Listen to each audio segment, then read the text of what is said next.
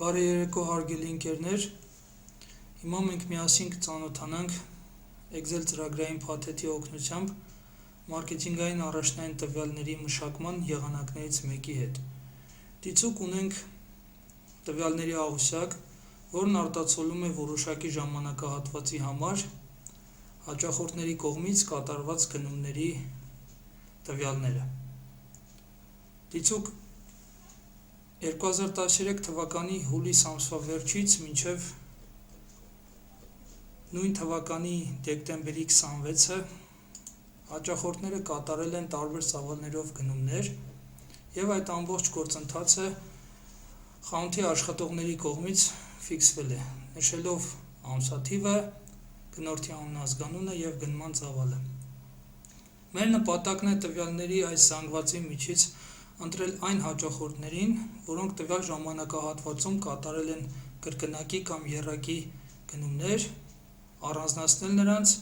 և նրանց կոնտինգենտի համար մշակել մարքեթինգային համապատասխան արտոնյալ առաջարկ։ Ինչպես կարող ենք դա անել։ Դրա համար ես առանձին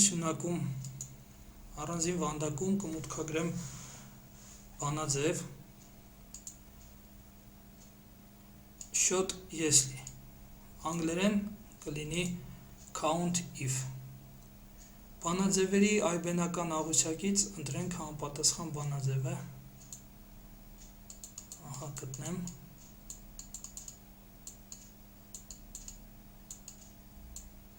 Short Yesli։ Տվյալ ֆունկցիայի առաջին արգումենտը արտացոլում է այն դիապազոնը, որտեղից մեր կողմից տրված չափանիշին համապատասխան պետք է կատարվի ընտրումն ու քանակի արտացոլումը։ Դրա համար նշում եմ հետևյալ դիապազոնը, որը գնորդների ցանկն է։ Նշենք մինչև վերջ։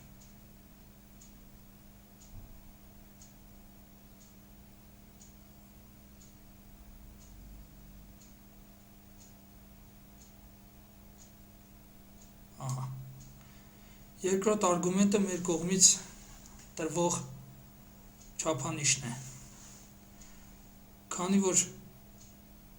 բանաձև մուտքագրում ենք B2 վանդակում, ես այստեղ կնշեմ հենց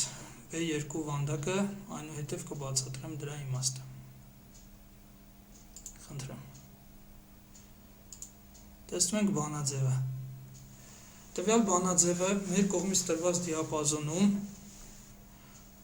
ընտրում և հաշվում է այն արժեքների քանակը, որոնք հավասար են B2 վանդակի արժեքին, այսինքն Արտակ Նիկողոսյան։ Նշանակում է ամբողջ ցանկից մեր կողմից տրված բանաձևը կհաշվի, թե քանի անգամ է հանդիպում Արտակ Նիկողոսյան հաճախորդը։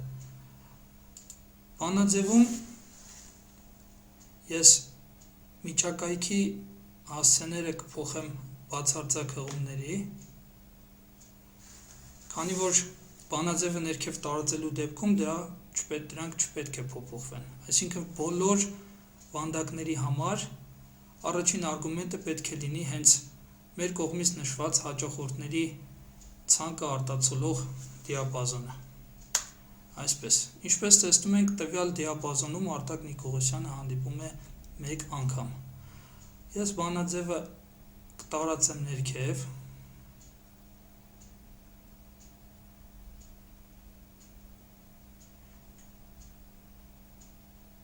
մինչև աղյուսակի վերջը, ինչպես տեսնում ենք, ստանում ենք արժեքներ 1, երբեմն 2, օրինակ քարեր ՍՊ-ն, որպես հաճախորդ 2 անգամ է նշված ժամանակահատվածում մեր կողմից գնումներ կատարել։ Սեղմելով Ctrl+Shift+L կոմբինացիան կամ կանչելով հետևյալ եղանակով ֆիլտր գործիքը, ես կառանձնացնեմ միայն 2 թիվը, այսինքն կրկնակի գնումներ կատարող հաճախորդներին։ Ինչպես տեսնում ենք, ստանում ենք ֆիլտրված աղյուսակ, որն արտացոլում է այն գնորդներին, որոնք տվյալ ժամանակահատվածում կատարել են կրկնակի գնումներ։ Այս աղյուսակը կպատճենենք, կտեղադրենք մեկ այլ տեղ, սյուների եզրագծերի վրա կրկնակի կլիկ անելով սյուները կստանան համապատասխան լայնություն և данные data, անգլերենում data ներդիրից ընտրում ենք удалить դուպլիկատը, այսինքն վերացնել կրկնվող օրինակները, սեղմում ենք, հետևյալ եղանակով ընտրում միայն գնորդ սյունը, որպեսզի հենց այնտեղից առաջնային կարգով վերացնի կրկնվող տվյալները և տալիս ենք OK։ Ծրագիրն ասում է, որ մնացին 5 ունիկալ արժեքներ։ Այսինքն ունեցանք 5 հաճախորդ, որոնք նշված ժամանակահատվածում մեր կողմից օգտվել են մեր խանութից և կատարել կրկնակի գնումներ։ Վերադառնանք առաջին թերթ, ֆիլտր ֆունկցիայի գործիքի օգնությամբ վերադարձնենք ամբողջական աղյուսակը, երկրորդ թերթից պատճենենք մեր երկրորդ աղյուսակը, դնենք այստեղ, կարգի բերենք և գնորդների կողմից կատարած գնման ակտերի աղյուսակի կողքին կունենանք այն գնորդների ցանկը, որոնք